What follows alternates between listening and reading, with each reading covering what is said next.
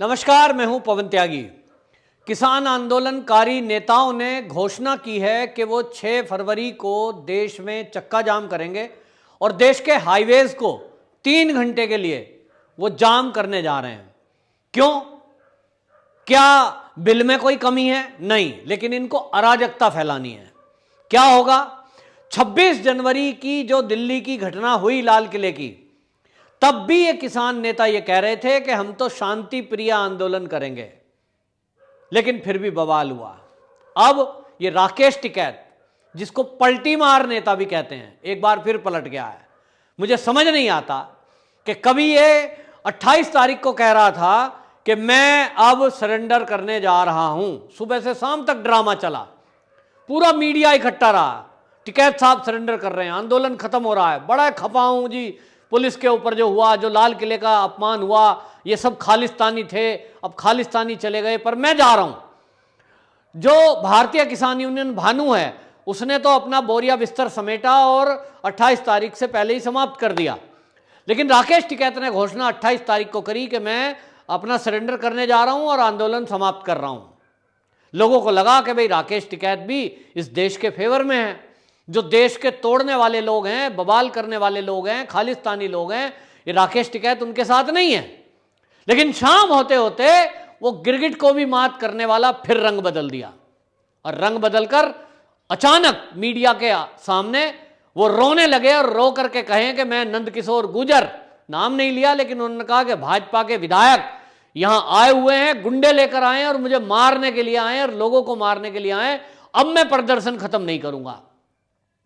इस पर आप देखिए कि पूरी स्क्रिप्ट लिखी गई थी। मैं भी सोच रहा था कि एक जाट व्यक्ति, जाट अपने आप में पहले ही कट्टर कौम है, वो रो रहा है बच्चों की तरह और कैमरे के सामने।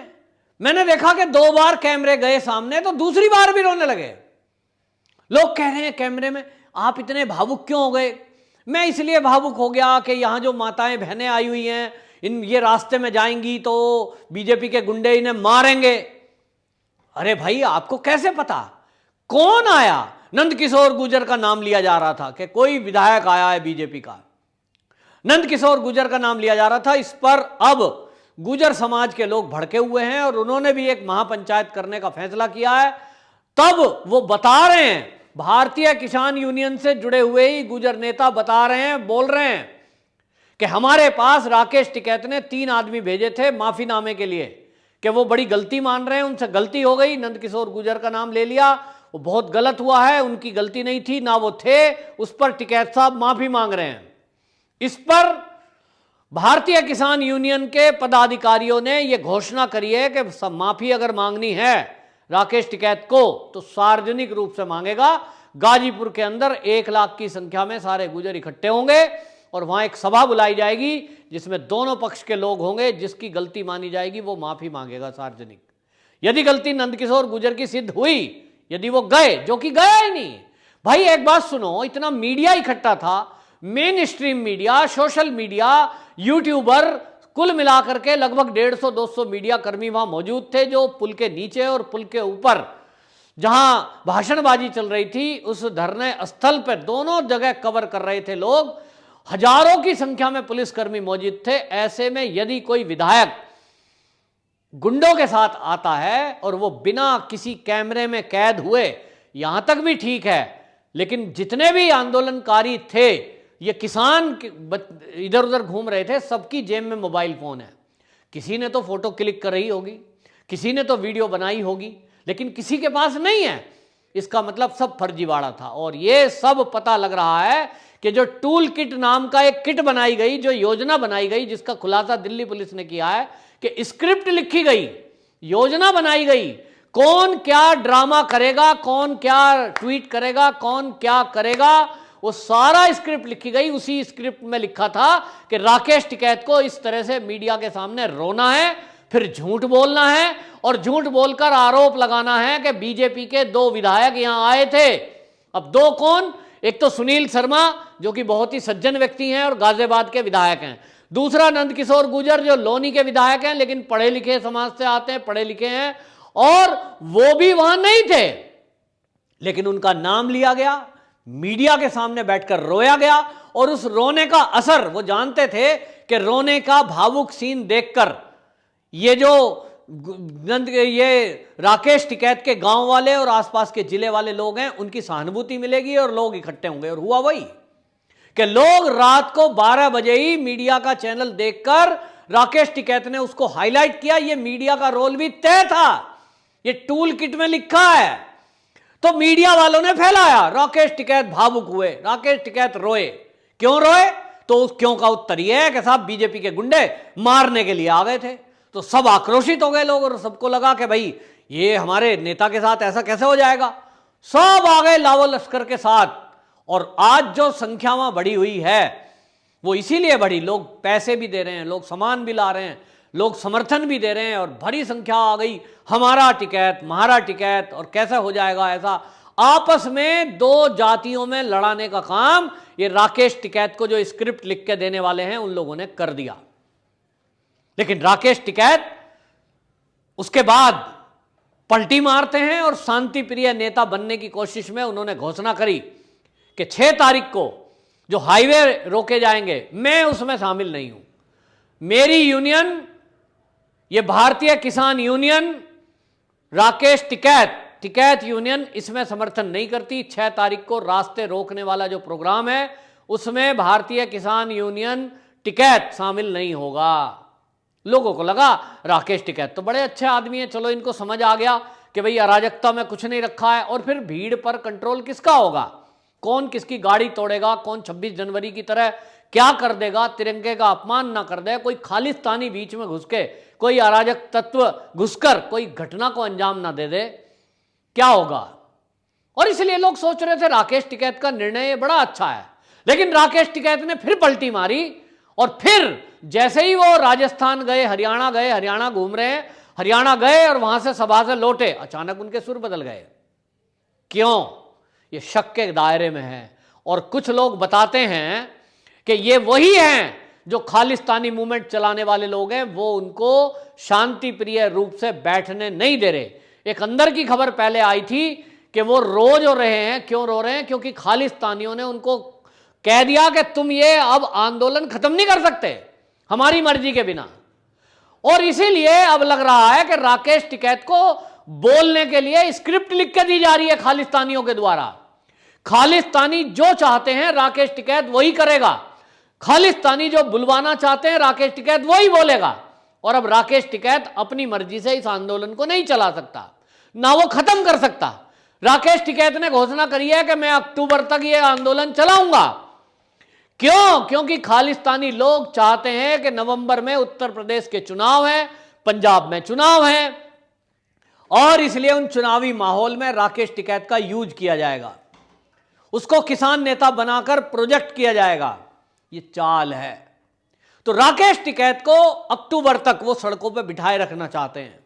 अब राकेश टिकैत उठना भी चाहे तो वो नहीं उठने देंगे। अब ये कनेक्शन क्या है? क्या कोई ब्लैकमेलिंग है? क्या कोई खालिस्तानियों ने मोटा पैसा दिया है, करोड़ 2 करोड़, या वो डरा धमका रहे हैं? ये क्या है? जब तक ये नहीं पता लगेगा तब तक मुझे नहीं लगता कि राकेश टिकैत की जान छूटेगी।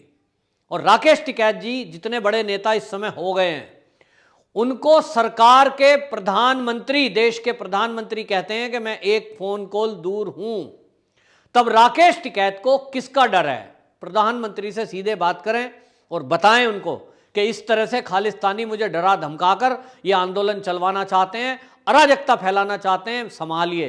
तो राकेश टिकैत को सुरक्षा दे दी जाएगी और उनकी जान को बख्श दिया जाएगा, और वो देश के साथ गद्दारी करने से भी बच जाएंगे। जो गद्दारी, जो देशद्रोह का काम खालिस्तानी राकेश टिकैत से करवाना चाहते हैं, या राकेश टिकैत के कंधे पर बंदूक रखकर करना चाहते हैं, राकेश टिकैत चाहे तो उस देशद्रोह से बच सकते हैं। 26 जनवरी को जो हुआ, राकेश टिकैत ने यह कह के पल्ला झाड़ लिया कि साहब मेरा आदमी कोई नहीं था, जबकि उसके सबूत मिल रहे हैं, वीडियो मिल रहे हैं, फोटो क्लिप मिल रही है कि इनके साथ खड़े हुए लोग, इनके चरणों में बैठने वाले लोग, इनके स्टेज को शेयर करने वाले लोग, और तो और इन्हीं की पार्टी के, जिस पार्टी से ये चुनाव लड़े थे उसी पार्टी के लोग लाल किले तक गए थे, ट्रैक्टर लेकर गए थे बाकायदा, और इसलिए बच नहीं सकते राकेश टिकैत। अगर ये कहें कि मैं जानता नहीं कौन थे क्या थे, ऐसे वीडियो दिल्ली पुलिस के पास हैं जिसमें लोग बोल रहे हैं, राकेश टिकैत के खासम खास लोग बोल रहे हैं, हमें तो राकेश टिकैत ने कहा था कि तुम्हें लाल किले पे जाना है। तो अब राकेश टिकैत बुरी तरह फंस चुके हैं, जैसे दीप सिद्धू फंस गया ना। दीप सिद्धू को किसी ने कहा कि आप जाइए और इस मूवमेंट में गाने गाइए, लोगों का मनोरंजन करिए और फिर भाषण करिए, और भाषण में किसानों को भड़काना है तुम्हें, इसके लिए तुम्हें पैसे मिलेंगे। आ गया वो। वैसे तो कोई जानता नहीं था, कोई गाने सुनता होगा थोड़े बहुत, लेकिन लब लोग जान गए। दीप सिद्धू ट्वीट कर रहा है, सोशल मीडिया प्लेटफॉर्म से लाइव जा रहा है, भाषण दे रहा है, लोगों को भड़का रहा है। आज क्या हुआ? 26 जनवरी की घटना के बाद एक तरफ दीप सिद्धू को लोग कह रहे हैं ये तो भाजपा का आदमी है, सारे किसान नेता कह रहे हैं भाजपा का आदमी है।